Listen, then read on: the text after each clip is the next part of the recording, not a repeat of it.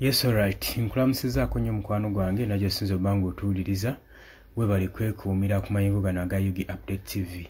Ag'omunda agava mu Democratic Republic of Congo leero Muhoozi Kainerugaba akiguddeko. Simanyi oba ku luno awona.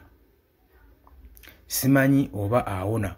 Oludda oluvuganya mu Democratic Republic of Congo lwe oludda oluli ku opposition olugenda maaso n'okuteeka ku Felix Tshisekedi akazito.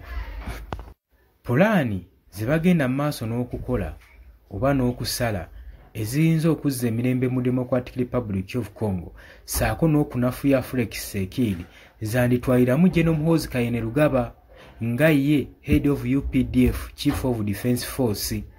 Lwaki ngenda kubanga mbikuwa naye ng'oli ku Yugi Update TV kosinzira obanga otuwuliriza webale kwekumira ku mayengo gano bw'atannatweyungako kkirira wansi waliwo ekigambo subscribe kikooneko ojja kuba osobola bulungi nnyo otweyungako. Jjukira nti ebbanga lyetoolodde bukyanga Uganda edeployinga amagye gaayo oba bukyanga Muhoozi adeployinga amagye mu Democratic Republic of Congo. Bukyanga ndagaano zisayiningibwa wakati w'eggwanga erya DRC saako ne ggwanga erya Uganda okubanga amagye g'eggwanga erya Uganda ga UPDF galina okudeployingibwa mu ggwanga erya Democratic Republic of Congo. Jjukira nti nagamba buli badeployinga amagye gano babeera ku operation, eno operation gye bayita Sujju, ate babeera nga bulaba ejje pangisi baba basasuddwa. Era gwe omujaasa ava mu ggwanga ne bakutwala mu ggwanga eriddala ery'ebunaayira okulwanira si mulimu gwo si buvunaanyizibwa bwo. Muba mulina okusaba kye bayita extra money, sente ez'okubagula okugenda okulwanira mu ggwanga liri ery'ebunaayira kubanga mwe muba amagye ga ggwanga kkulu temuba ba mercenaries. Ekyo olwaleero mukitegeere. Kakati bano n'akakundike akali ku ludda oluvuganya gavumenti Joseph Kabila, jjukira nti no bukyanga akomawo n'alinnya ku butaka mu ggwanga erya Democratic Republic of Congo ne gavumenti ya Felix Tshisekedi tetudde egenda mu maaso n'omubuzaako emirembe, mufuukidde akayinja mu ngatto, mwe muli okufreezinga assets ze, mwe muli okubanga akugira okubanga atambula eŋŋendo ez'enjawulo, baba nga tassociatinga nabayeekera ba M23. Kaakati bafuddeyo n'akakundike ne bagenda mu maaso ne bakola ne basentalinga engeri gye bagenda okubanga basiikingamu peace mu Democratic Republic of Congo. Bagenze mu maaso nga beeteeka mu position ey'okunoonya eddembe mu Democratic Republic of Congo. Joseph Kabila yaliko omukulembeze w'eggwanga lino era yalita mu mwaka gwa 2019 ng'obuyinza yabukwata mu mwaka gw'2021 oluvannyuma lw'okusikira kitaawe. Ye ne bako signatories ab'omukago banne bagenda mu maaso n'okunoonya si ku challenginga Felix Tshisekedi kyokka naye wabula n'okushapinga terms eri future y'eggwanga lino erya Congo. Lwaki? Kinshasa DRC ng'ennaku z'omwezi 2025 May.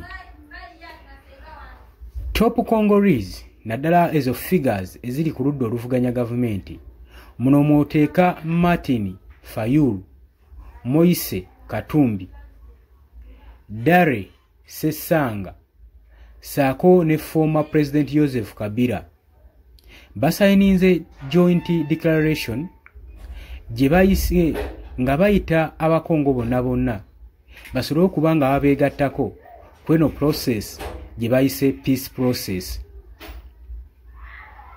We babadde bagenda mu maaso n'okyanukanyaamu ku ngeri gye kinaakolamu ku President Felix Tshisekedi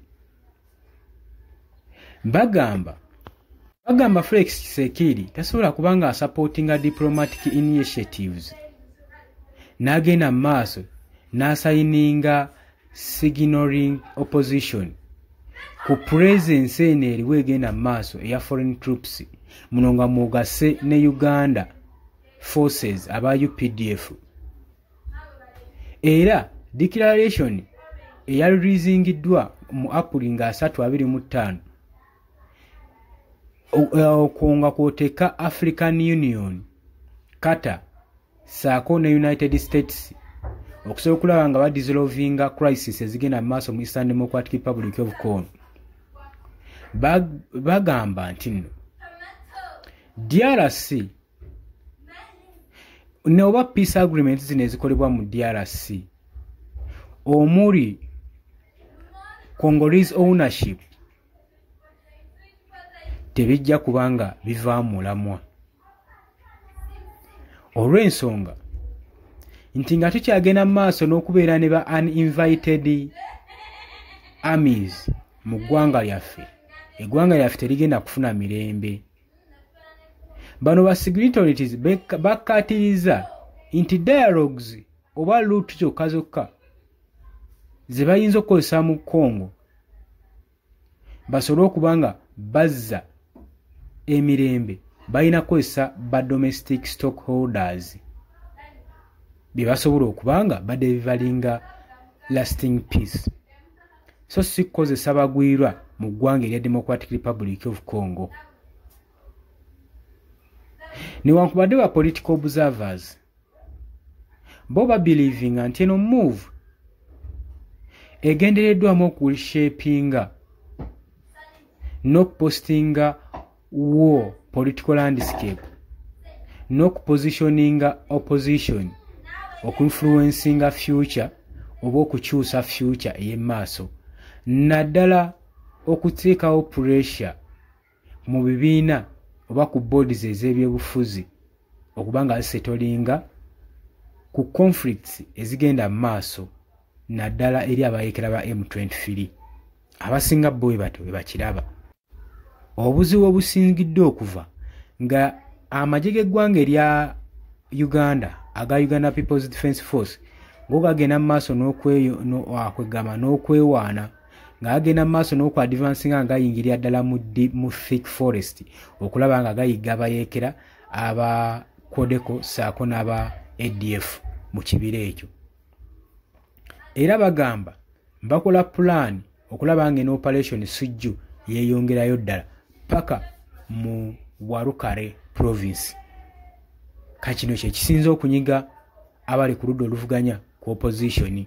Tetumanyi side kintuufu gye baliko oba bawagira bakwatagana n'abayekera bana ba M23 tetunnakimanya, wabula kyetumanyiko kiri kimu nti Joseph Kabila ng'omu ku bakulembeze baabwe bwe yali ava ebunaayira mu buwaŋŋanguse ngadde ewaka ku butaka yatuukira mu nkambi z'abayekera, era kino kye kisinza okubanga kyennyamiza gavumenti eno eriko eya Felix Tshisekedi okubanga bafirizinga assets ze saako n'omukugira necessary movements Joseph Kabila okusobola okulaba nga bateekawo stabilities n'okunyweza embeera egenda mu maaso mu Democratic Republic of Congo obutaddamu kubanga esajjuka.